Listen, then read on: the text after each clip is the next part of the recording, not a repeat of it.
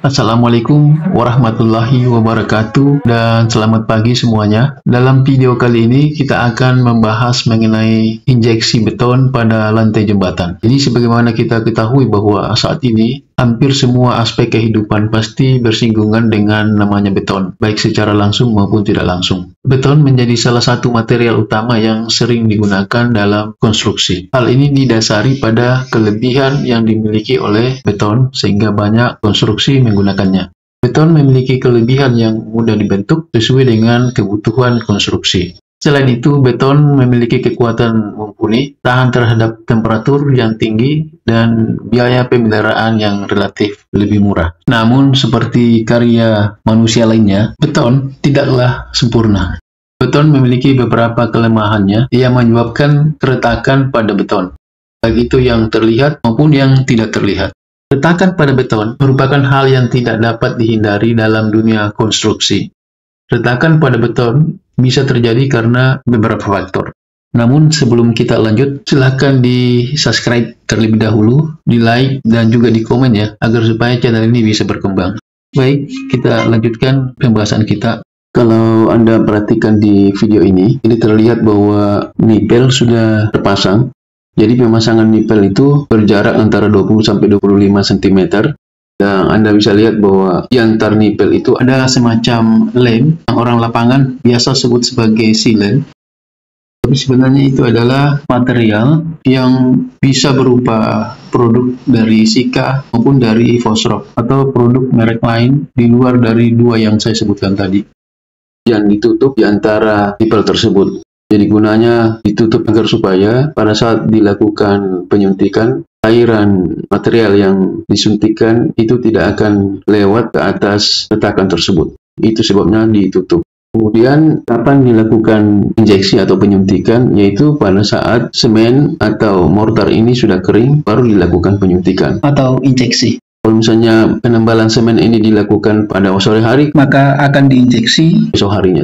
Tapi kalau misalnya penembalan itu dilakukan pada pagi hari, maka sore hari pada saat semen atau mortar tersebut sudah kering, itu bisa langsung dilakukan penyuntikan atau injeksi beton tersebut. Setelah pemasangan nipel dilakukan, kemudian dilanjutkan dengan pemasangan pipa atau selang seperti yang Anda lihat sekarang. Nah, selang-selang ini yang akan dilewati oleh material injeksi. Dan yang Anda lihat sekarang ini adalah akan dilakukan proses penyuntikan atau proses injeksi pada beton retak. Itu dengan cara memompa cairan tersebut masuk ke dalam selang. Bagaimana Anda lihat material ini bergerak perlahan masuk ke dalam pipa atau selang.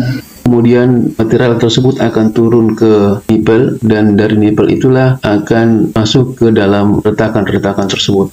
Ini akan dilakukan sampai semua retakan tersebut terisi oleh material injeksi ini.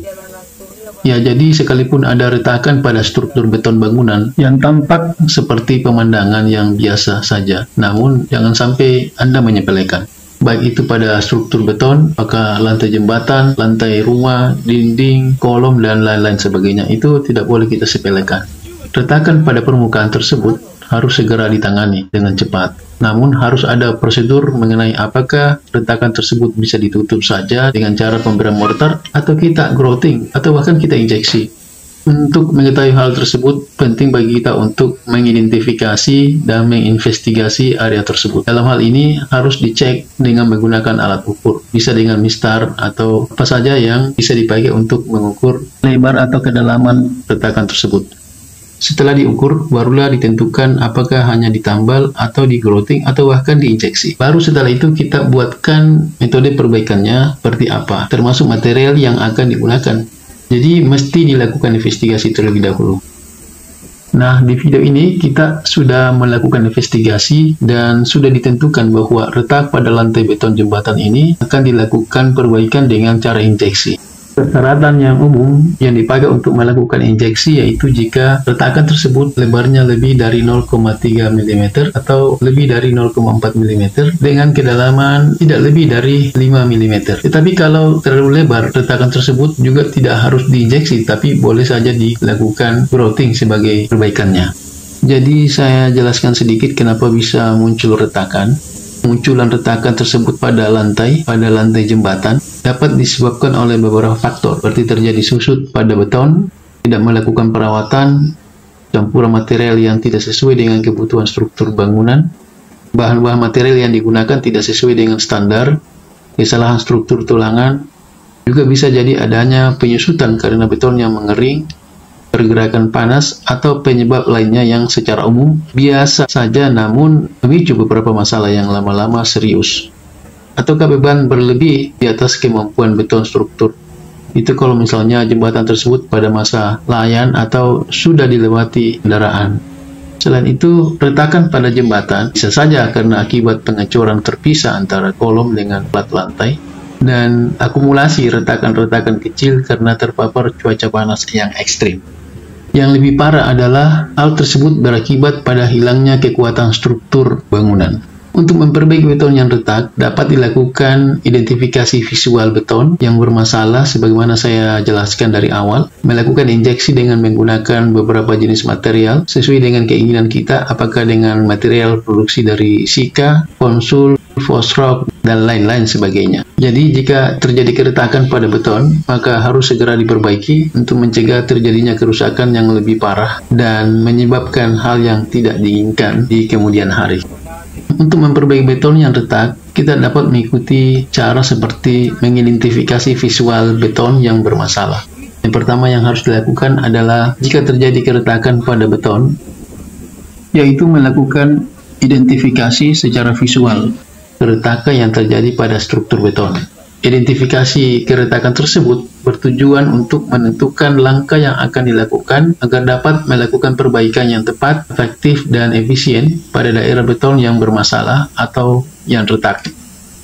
Mengenai retak ini, kita dapat membaginya menjadi dua macam retak, yaitu retak non-struktural atau susut beton dan retak struktural. Pada retak non-struktural, biasanya mengakibatkan retak rambut hingga celah mencapai 0,4 mm, sedangkan pada retak struktural dapat mengakibatkan retakan yang lebih besar hingga tembus atau bahkan membelah struktur tersebut. Jadi solusinya apa untuk retakan tersebut? Yaitu perbaikan beton yang mengalami keretakan struktural sangat disarankan dengan cara injeksi material yang telah lolos standar.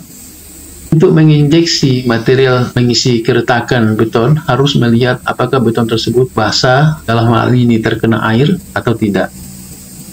Sebelum kita melakukan injeksi pada beton, maka ada beberapa prosedur yang harus kita lakukan, yaitu prosedur pemasangan nipel pada beton injeksi. Yang pertama yang harus dilakukan adalah pemasangan nipel untuk titik injeksi dengan jarak antar nipel itu sekitar 20-25 cm. Pastikan dasar tabung penyuntik atau nipel ini diletakkan tepat di tengah garis retakan dengan menggunakan bahan penutup. Biasanya bahan penutup itu bisa berupa mortar. Kemudian gunakan alat injeksi beton untuk material epoksi dan politeraten dengan metode suntikan dan nipel. Kemudian proses pekerjaan injeksi beton retak ini sebaiknya dilakukan sesuai prosedur yang berlaku. Kemudian langkah awal atau cara memperbaiki lantai beton yang retak tadi ini adalah yang pertama yang harus dilakukan, yaitu membersihkan permukaan beton yang retak. Membersihkan ini dilakukan agar bahan epoksi yang digunakan nanti dapat merekat dengan sempurna tanpa ada bagian yang tidak rata. Membersihkan permukaan beton bisa menggunakan sikat kawat agar retakan tidak tersumbat oleh kotoran atau puing bekas retakan beton. Setelah dilakukan pembersihan, maka bersihkan kotoran tersebut dengan ditiup menggunakan kompresor. Dan tahap terakhir adalah penyuntikan atau injeksi.